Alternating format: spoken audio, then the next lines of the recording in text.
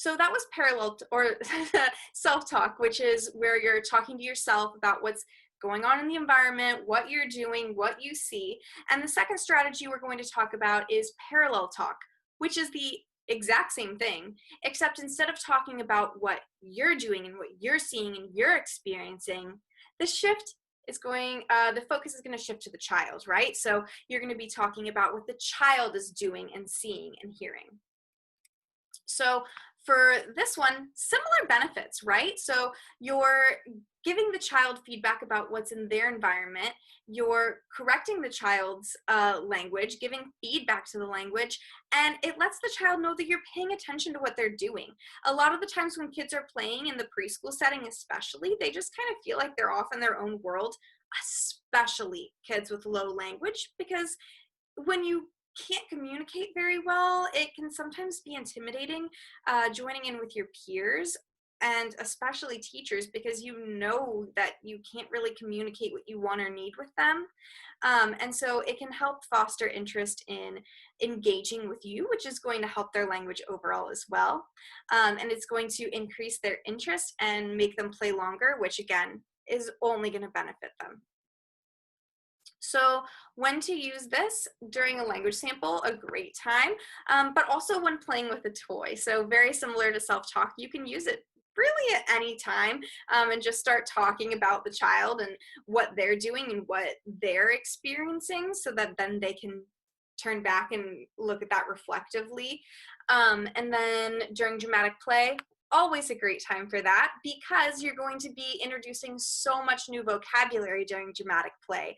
That's kind of the point of it, is to provide scripts and rules and new vocabulary for the child so that they can learn how to walk through those situations in real life. And then, as Erin stated here, during everyday activities, any time is a good time to use this, other than, as I said earlier, if there's a group going on or you're using not appropriate language, age appropriate language. So the way to use this, similar to strategies we've talked about in the past. So first you're going to sit next to the child, start to play with them, just make it very natural and fun. And then you're going to start narrating what the child is doing, right? So I have a little child down here. I have a little dog. And right now, oh, you're scratching yourself. Now you're done scratching. Oh, and now you're laying and you're taking a nap. Oh my goodness. You must feel so much better now that you're not itchy, and now you get a nice nap. You're so well rested. You were tired, right? My little friend is a tiny dog, but same thing that you're going to be using in the preschool. Talk about what the child is experiencing, all of their senses. The more senses you can draw in, the better. And again, using child-friendly language, nothing too complex, especially for our lower language kiddos or friends that are just starting to learn English or Spanish in the bilingual classrooms. One important thing to note is that if they're talking while they're doing what they did, you can correct what they're saying, but that overlaps with another strategy that we're talking in the future about, which is revision. So I'm not going to focus in on that right now, because I think that's going to be better understood if we use it in the context of revision. But that's just an example of how these language facilitation strategies can overlap and be used together in order to get the most robust language out of the child. A couple of examples for this is talking about the train, the classic train and car example that we always want to go to, right? So if the child's playing with a train, you say, oh, you have a red train, push the train is on the track, choo choo, the train went fast.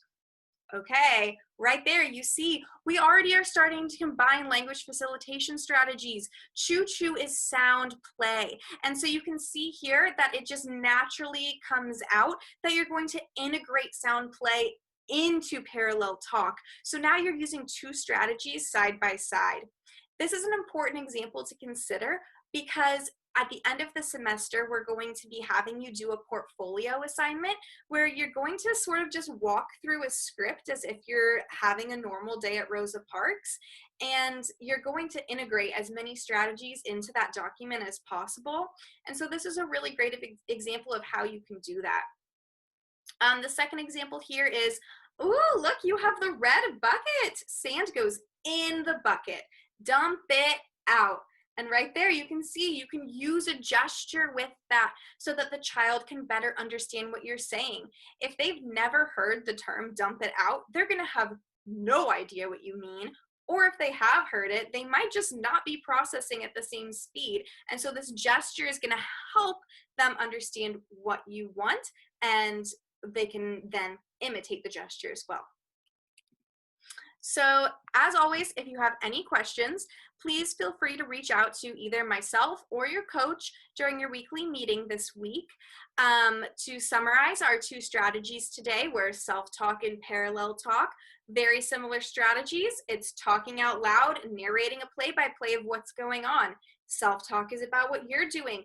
Parallel talk is about what the child is doing, but they're both talking about language and senses that you're experiencing in the environment. So very similar.